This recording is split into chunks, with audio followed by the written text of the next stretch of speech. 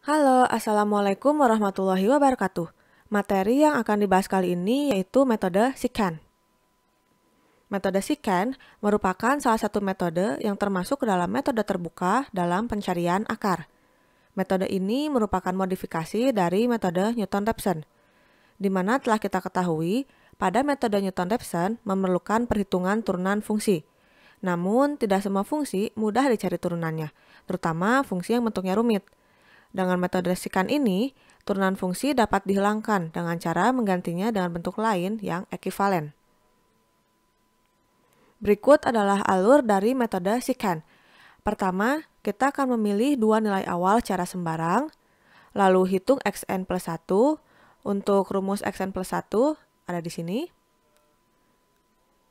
Dan yang terakhir, cek kondisi berhenti.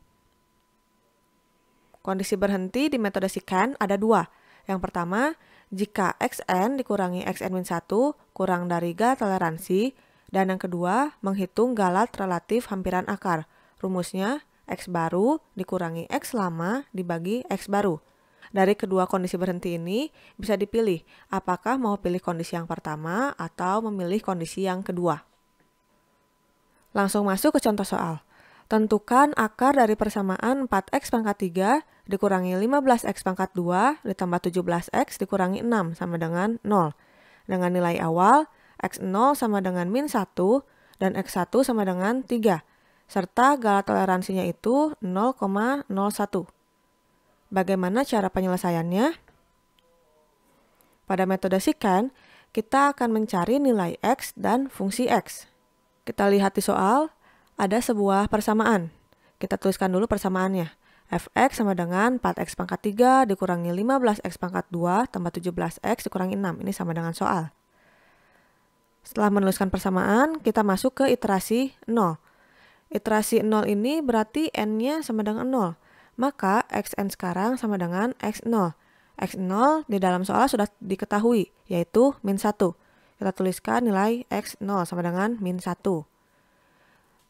Setelah itu, kita akan menghitung nilai fungsi x0.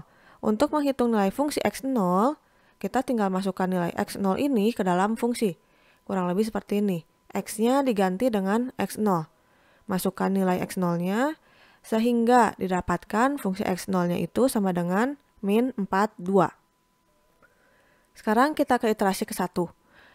Di iterasi ke-1, n-nya 1. Maka xn sama dengan x1. X1 sudah terdapat juga di soal, yaitu 3. Masukkan nilai x1 ke dalam tabel, sama dengan 3. Setelah didapatkan nilai x1, kita akan mencari fungsi x1. Sama seperti fungsi x0, tinggal kita masukkan nilai x1 ini ke dalam fungsi. Seperti ini, x-nya diganti dengan x1. Masukkan nilai x1-nya, jadi didapatkan fungsi x sama dengan 18. Di iterasi ke-1 ini kita akan cek kondisi berhenti. Untuk kondisi berhenti yang dipakai yaitu xn dikurangi xn-1 kurang dari galat toleransi. Yang dalam hal ini kita akan mencari nilai x1 dikurangi x0 harus kurang dari galat toleransi agar iterasi bisa berhenti. Tinggal dimasukkan nilai x1 dan x0-nya ke dalam kondisi. Didapatkan hasilnya 4. Nilai 4 ini lebih besar ya daripada galat toleransi. Karena masih lebih besar daripada galat toleransi, maka iterasi diteruskan. Sebelum masuk ke iterasi kedua, kita akan mencari nilai xn plus 1. N-nya berarti masih 1 ya, tinggal dimasukkan. Maka di sini kita akan mencari x2. x2 ini membutuhkan nilai x1, x0, fungsi x1, dan fungsi x0. Di sini sudah terdapat semua nilai-nilainya, tinggal dimasukkan saja ke dalam rumus. Sehingga didapatkan nilai x2 itu 1,8. Nilai x2 ini akan dipakai di iterasi yang berikutnya. Masuk ke iterasi kedua. Di iterasi kedua, kita sudah mendapatkan nilai x2 yaitu 1,8.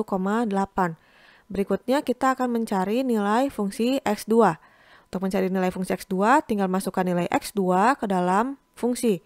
Sehingga didapatkan fungsi x2 nilainya sama dengan min 0,672. Lalu cek kondisi berhenti. Untuk cek kondisi berhenti, kita di sini akan menghitung nilai X2 dikurangi X1 kurang dari galat toleransi. Tinggal dimasukkan nilai X2 dan X1-nya, sehingga didapatkan nilainya 1,2. Karena masih lebih besar daripada 0,01, maka iterasi diteruskan. Sebelum melanjutkan iterasi, kita akan cek Xn plus 1. Untuk nilai N-nya di sini karena iterasi kedua berarti N-nya sama dengan 2. Maka kita akan mencari nilai X3. Untuk nilai X3 membutuhkan nilai X1, X2, fungsi X1, dan fungsi X2. Tinggal dimasukkan saja nilai-nilainya ke dalam rumus, sehingga didapatkan X3 sama dengan 1,84319. Nilai X3 ini akan dipakai di iterasi yang berikutnya. Lanjutkan terus hingga memenuhi kondisi berhenti. Bisa dilihat, pada metode scan ini didapatkan 7 iterasi. Dan pada iterasi ke-7 telah memenuhi kondisi berhenti, Xn kurang dari Xn min 1. Karena sudah memenuhi kondisi berhenti ini, iterasi bisa di-stop atau dihentikan. Dan diperoleh akar hampiran 2,00036. Metode scan ini alurnya lebih singkat daripada metode Newton-Raphson. Jadi kita hanya mencari nilai X dan fungsi X. Setelah itu cek kondisi berhentinya. Setelah memenuhi kondisi berhenti, maka iterasi bisa dihentikan. Sekian untuk materi kali ini. Mohon maaf apabila ada kesalahan dalam penyampaian. Semoga ilmunya bermanfaat. Sampai jumpa pada materi berikutnya. Terima kasih. Wassalamualaikum warahmatullahi wabarakatuh.